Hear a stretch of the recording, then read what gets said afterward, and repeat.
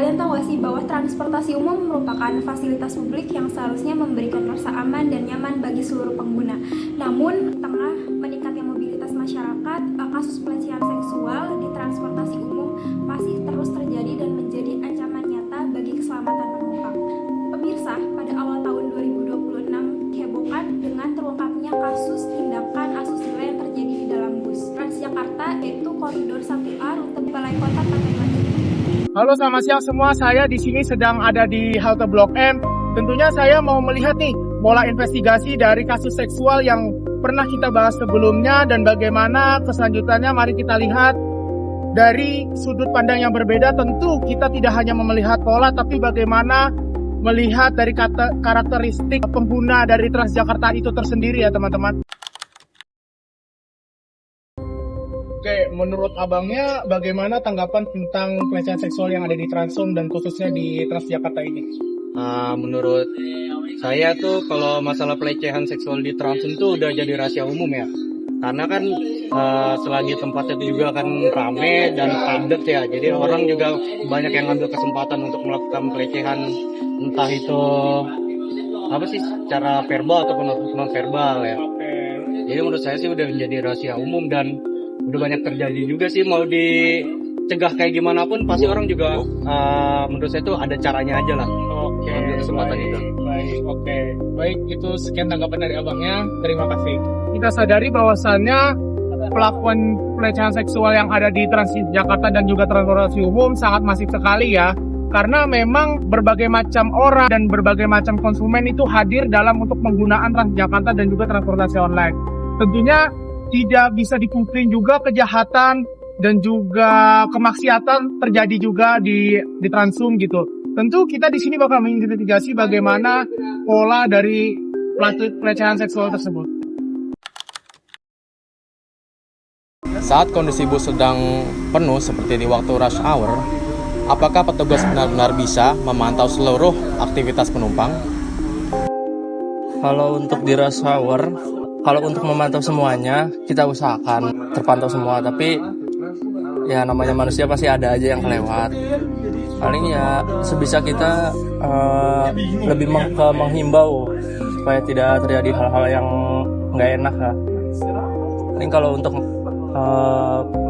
dari soal pemantauan itu nggak bisa mantau keseluruhan mobil, tapi kita tetap menghimbau terus pada pelanggan.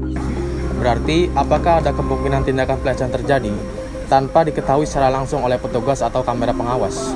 Kalau yang namanya pelecehan atau intinya tindakan kriminal lainnya, itu sebenarnya lebih ke niat dari pelakunya. Ada atau tidaknya pengawasan atau kamera CCTV dan lain-lain.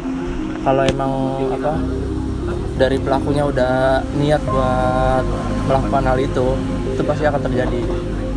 Cuma kan kita selalu berusaha untuk menjaga gimana caranya kalau hal itu tidak terjadi. Makanya di situ gunanya ada Pramus gitu buat setidaknya memperkecil kemungkinan. Mengapa banyak kasus yang terjadi tidak sampai dilaporkan? Sebenarnya lebih ke ada beberapa hal. Pertama karena emang korbannya itu merasa tertekan atau takut untuk melaporkan karena takut dia dituduh sembarangan atau maksudnya tanpa ada bukti. Yang kedua lebih ke balik lagi ke psikologis dari korbannya. Dia tuh ngerasa kalau daripada ngelaporin nanti urusannya jadi panjang, lebih baik dia simpan sendiri. Padahal itu salah. Kalau kasus pelecehan itu kalau memang sudah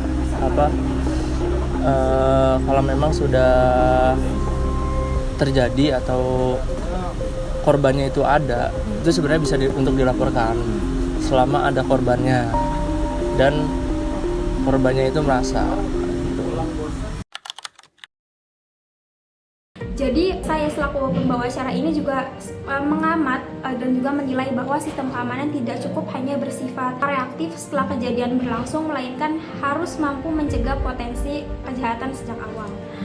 Jadi saya selaku pembawa acara juga ingin menyimpulkan bahwa kasus yang terjadi di koridor 1A Transjakarta arah Balai Kota Pantai Maju ini juga menjadi peringatan bahwa keamanan ruang publik masih memerlukan perhatian yang cukup, pembenahan yang berkelanjutan, istilahnya sustainable, dan evaluasi sistem pengawasan peningkatan respon petugas juga harus kami pertimbangkan lagi, harus kami evaluasi betul-betul, dan juga serta keberanian masyarakat untuk melaporkan setiap bentuk pelecehan menjadi langkah penting dalam menciptakan transportasi publik aman bagi seluruh pengguna.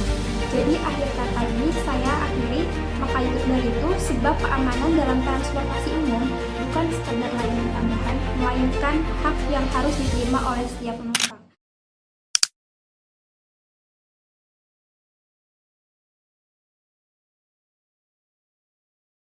Cihuy!